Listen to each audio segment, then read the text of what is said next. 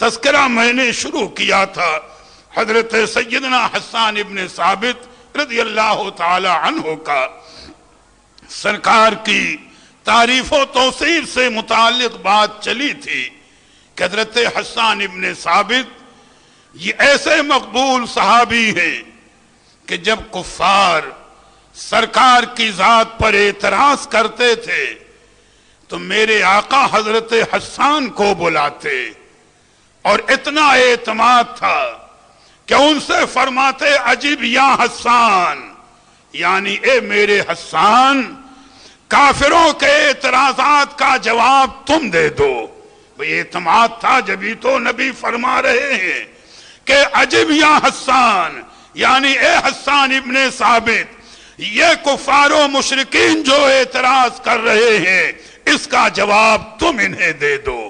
اور یقیناً وہ جواب دیا کرتے تھے اور ایسے مقبول صحابی تھے کہ جب سرکار کی نعت لکھنے کے بعد وہ سرکار کے دربار میں آیا کرتے تھے، سرکار کی بارگاہ میں حاضر ہوا کرتے تھے،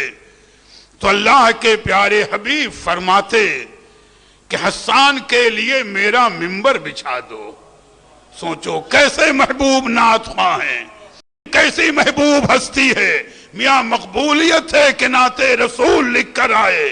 تو سرکار فرماتے تھے کہ حسان کے لیے میرا منبر بچھا دو کہ یہ میرے منبر پر بیٹھ کر میری نعت پڑھیں۔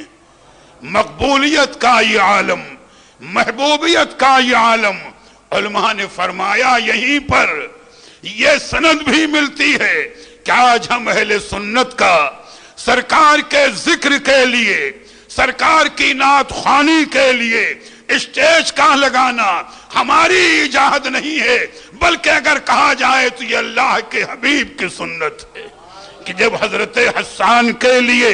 سرکار منبر اسی لیے تو بچھوا رہے ہیں کہ اس پر بیٹھ کر میری نعت پڑھیں، تو ہم بھی اپنے نبی کی سنت پر عمل کرتے ہوئے حیثیت کے اعتبار سے منبر اور اسٹیج کو سجاتے ہیں کہ کسی اور کا ذکر نہیں ہے، یہ اس کا ذکر ہے کہ اس سے بڑھ کر کسی کا ذکر مخلوق میں ہو نہیں سکتا ہے۔ تو حضرت حسان ابن ثابت رضی اللہ تعالی عنہ کے لیے اللہ کے پیارے حبیب اپنا منبر بچھوا دیا کرتے تھے۔ حضرت حسان رضی اللہ تعالی عنہ اللہ کے پیارے حبیب کے ارشاد کے مطابق منبر پر ادب سے بیٹھتے اور نعت کے جو شعر لکھ کر کے لے آتے ان اشعار کو سرکار کی بارگاہ میں پیش کرتے۔ اور میاں سنو کیسی خوش نصیبی کہ آج تو ہم مجمع سے مطالبہ کریں کہ سبحان اللہ کہو الحمدللہ، بے شک ثواب کا باعث ہے۔ میاں مطالبہ اپنی جگہ، پڑھنے والے کا دل اتنا پاکیزہ ہو اور عقیدت اتنی پختہ ہو کہ مطالبہ نہ ہو، سننے والے کا دل متاثر ہو کر خود ہی سبحان اللہ کہے اٹھے تو اس پڑھنے کا مقام اور ہے۔ اور پھر نعت جس کی پڑھی جا رہی ہے وہ قبول فرما لیں، بس یوں سمجھ لیجئے کہ بیڑا پار ہے۔ تو انہی حضرت حسان ابن ثابت رضی اللہ تعالی عنہ کے دو شعر اس وقت جو علماء نے نقل کیے اور مشہور شعر ہیں کہ آپ نے سرکار کی بارگاہ میں نعت کے جہاں بہت سے شعر لکھے اور پڑھے ہیں وہیں پر یہ دو شعر بھی ہیں، اور ذہن میں یہ بات رہے کہ ہماری آپ جیسی مجلس میں وہ نعت نہیں پڑھ رہے ہیں، اللہ کے حبیب کے حضور میں پڑھ رہے ہیں، صحابہ کی محفل ہے۔ اگر نعت کے وہ دونوں شعر غلط ہوتے تو سرکار ٹوک دیتے کہ حسان یہ نہ پڑھو، لیکن سرکار نے روکا نہیں، اور جب حضرت حسان نے دونوں شعروں کو پڑھا اللہ کے حبیب نے سن لیا، تائید فرما دی، تو معلوم ہوا کہ وہ دونوں شعر حق ہیں۔ اور شعر یہ ہے، پہلا شعر تو یہ ہے کہ حضرت حسان عرض کرتے ہیں یا رسول اللہ وَأَجْمَلَ مِنْكَ لَمْ تَرَ قَطُّ عَيْنِي، عرض کرتے ہیں اللہ کے پیارے رسول وَأَجْمَلَ مِنْكَ لَمْ تَرَ قَطُّ عَيْنِي، آپ جیسا حسین و جمیل میری نگاہوں نے آج تک دیکھا ہی نہیں۔ عرض کرتے ہیں آپ جیسا حسن و جمال والا آج تک میری نگاہوں نے دیکھا ہی نہیں۔ وَأَكْمَلَ مِنْكَ لَمْ تَلِدِ النِّسَاءُ، اور آپ جیسا کامل انسان آج تک کوئی پیدا ہی نہیں ہوا۔ نہ آپ جیسا حسین و جمیل میری نگاہوں نے آج تک دیکھا، اور نہ آپ جیسا کامل انسان آج تک پیدا ہوا۔ اور اس کے بعد دلیل پیش کرتے ہیں دوسرے شعر میں۔ حضرت حسان ابن ثابت دوسرے شعر میں عرض کر رہے ہیں، یا رسول اللہ خلقت مبرئا من کل عیب، اللہ تعالیٰ نے آپ کو ہر عیب سے پاک پیدا کیا ہے۔ اللہ تعالیٰ نے آپ کو